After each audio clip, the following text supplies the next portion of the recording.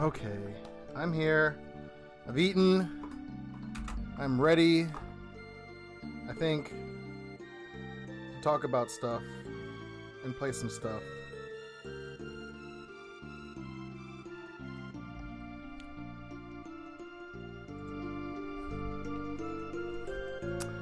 Hello, all you wonderful people out there.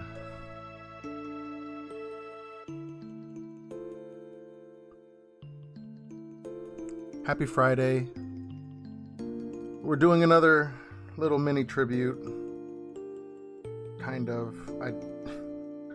This stuff, it needs to stop happening. Akira Toriyama passed away a week ago. And he helped create a lot of content that I grew up loving. Chrono Trigger being one, Dragon Ball being another, Dragon Quest. Those were the three major series that he contributed to, that I pretty much consumed in my childhood.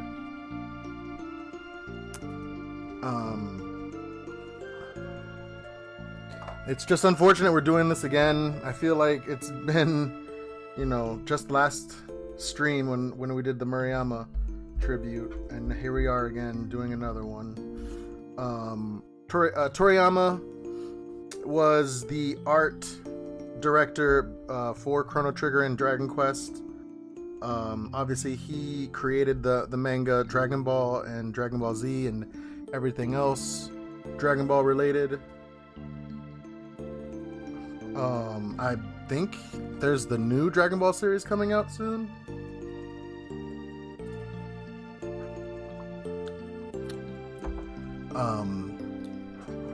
But I remember being a little kid, and there was a time slot when I would get ready to go to school. And I'm thinking this is either right around elementary level or the first year of middle school. And the show Sailor Moon comes on, and it's whatever. I watch it while getting ready to go to school. But then the show after was Dragon Ball, and that show was really cool. I didn't really see a lot of shows like that growing up. All the cartoons were quite different than that presentation. I think the only one that I felt was similar was Voltron. But I really enjoyed that series. I didn't watch it in sequential order just because, the craze of getting ready for school and your parents yelling at you to stop watching TV and whatnot. I just caught it whenever I could catch it. But eventually that time slot changed to something else. And you move on, and you don't think of it again. I want to say until the later years of middle school, when Dragon Ball Z was introduced, and I started watching that show. And that show was great. It had action. There was a little bit of comedy bits.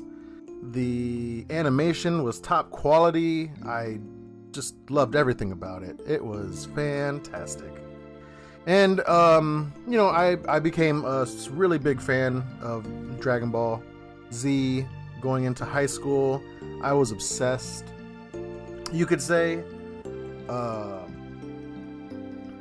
I would go to my friend's house, and I don't know if his parents were redecorating or whatnot, but I remember him having a stack of tile in his garage, and he was like, oh yeah, we're not using this tile, so let's, just Dragon Ball Z power up and, punch through this tile. So we would, hold it out, and we would, scream out and go, ah, bam, punch right through the tile as teenagers and whatnot.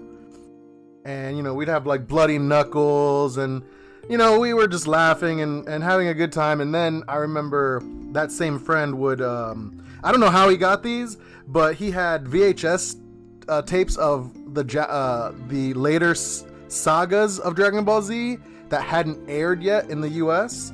So it felt like we had something super secret and something that no one else was able to watch, because it was bootlegged. And I had only heard about Vegito and his fight with Boo and whatnot, and now I could see it in old VHS formats with the Japanese audio, and I was like, wow, this feels so cool.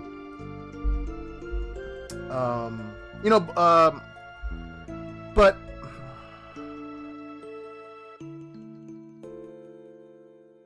in around middle school, there was an RPG that came out, and I remember seeing it in the Nintendo Power, and the art, it definitely drew me in, just because it reminded me of that Dragon Ball anime that I had watched as a kid, or as in my earlier years.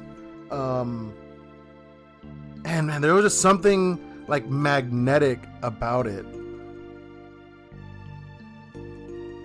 And it was, Chrono Trigger, obviously. And little did I know that it would, turn out to be one of the greatest RPGs that we would ever play. And, that's definitely because of Toriyama's influence. I had played that game so much. We replayed it on this channel. We got all the endings when it was still on the wheel, and I didn't get tired of it. I don't think I ever get tired of Chrono Trigger. I enjoy replaying it. Just the music in the background is playing. It's sad Chrono Trigger music.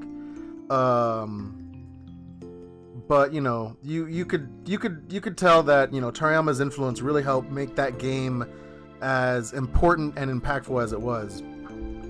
Later, as I would grow up, I would read the Nintendo Power magazines, and I would see the Dragon Quest art in there, and I was like, oh wow, I had played those Dragon Warrior games on the Nintendo. I didn't realize Toriyama did the artwork, because the US art for Dragon Warrior was a lot different than the Japanese art. So we got the different cover with the hero attacking the sword, and and then when I saw those magazines, I realized that Toriyama had been doing the artwork for Dragon Quest since its inception. Up until, he's a staple of the Dragon Quest series. And I'm sure he was involved in Dragon Quest 12, though we don't have a lot of information other than the title of the game. But, I just realized, Toriyama was just so fun. All his projects, well, not all of them, but, most of his big projects I was just super fan of. And his art style is so easily spotted, and it's just it's you recognize it right when you see it, like, oh, that's Toriyama's work. And I've got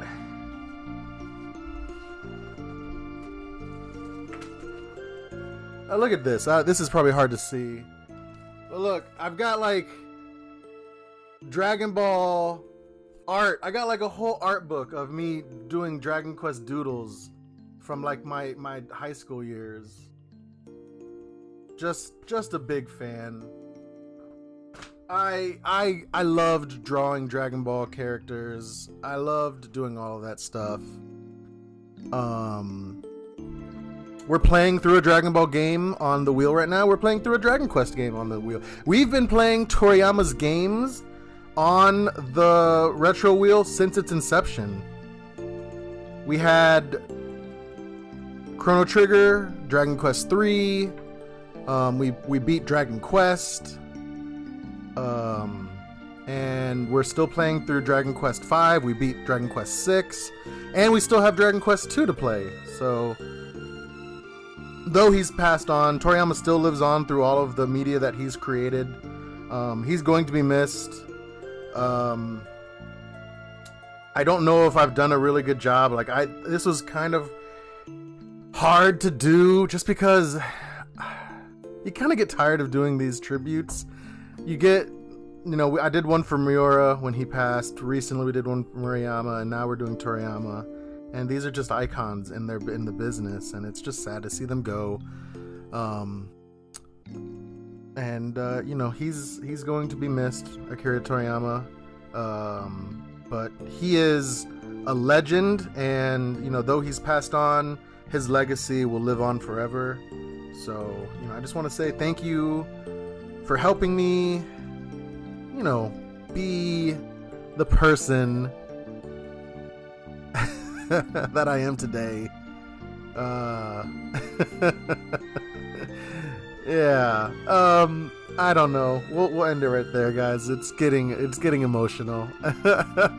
Anyways, let's stop that music. Oh man.